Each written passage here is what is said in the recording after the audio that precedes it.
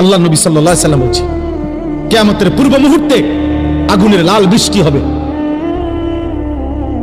জালজালাতান ভূমিকম্প হবে, খাসফান ভূমি ধসিয়ে দেওয়া হবে, মাসখান চেহারা বিকৃত করা হবে, কাজফান পাথরের বৃষ্টি বর্ষণ হবে, ওয়া আয়াতিন তাতাবাউ কানিজামিন কুতিয়া সিলকুহু। নবীজি বলেন একটার পর একটা এভাবে আযাব আসবে যেন এই তসবির দানা এখান দিয়ে কাইটা দিলে 100 দানা পড়তে মাটিতে কয় ঘন্টা লাগবে? আল্লাহর নবী খোদার কসম এভাবে উদাহরণ দিয়ে বলছে কানিজামিন কুতিয়া সিলকুহু, যেমন তসবির দানা মালা যেমন কেটে ফেললে সব ফুল পড়ে যায়, মালা বানাইলে সব দানা পড়ে যায় একটার পর একটা। যদি 10 মিনিট বৃষ্টি হয় তাহলে বৃষ্টির ফোঁটা যে জমিনে পড়ে এক এক ফোঁটার মাঝখানে ব্যবধান কয় মিনিট? বুঝেন নাই কথা? বৃষ্টির ফোঁটা পড়ে যে এক ফোঁটা পড়ার কয় মিনিট পরে আরেক ফোঁটা পড়ে? অনবরত অনবরত অনবরত কিনা? না ব্যবধান আছে? আল্লাহ নবী বলছে কামামাকিল কাতর, তোমাদের উপরে মুসিবত আসবে বৃষ্টির পানির ফোঁটার মতো, তসবির দানা ছিঁড়ে ফেলার মতো, কাকিতাইল লাইলিল মুজলিম। এগুলো সব কিয়ামতের পূর্বের কথা, এটি হয়ে গেছে এই যে কথা না, নূহ নবীর জামানার কথা বলে না। নবীজি বলছে অন্ধকার অমাবস্যার রাত্রির মতো তোমাদের উপরে মুসিবত আসবে, কিছুই খুঁজে পাইবা না। কি করা উচিত? আল্লাহর নবী বলছে ইউসবিহুর রাজুলু মুমিনান ওয়া ইউমসি কাফিরান, সকালবেলা থাকবা মুমিন, সন্ধ্যা হয়ে যাবা কাফের। সন্ধ্যায় ছিলা মুমিন, সকালে হয়ে যাবা কাফের।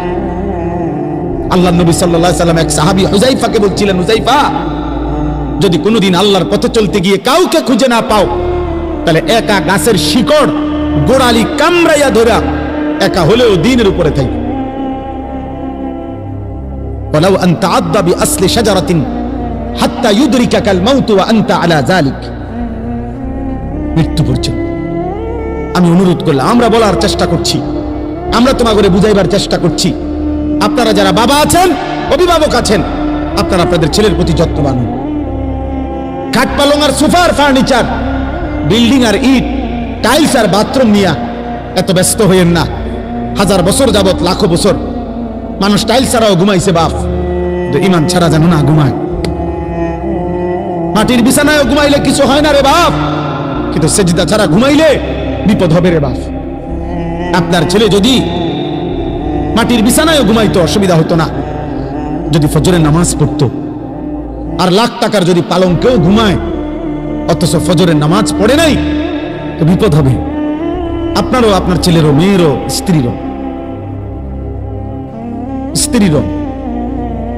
অতএব দয়া করে 2 কথা বললাম। এক, প্রিয় ভাই, তোমরা মনে রাখো বাবা, যদি আগামীর পৃথিবী নিরাপত্তা, আমাদের জানমালের নিরাপত্তা হতে হয়, আমাদের আল্লাহর সাথে সম্পর্ক ছাড়া হবে না।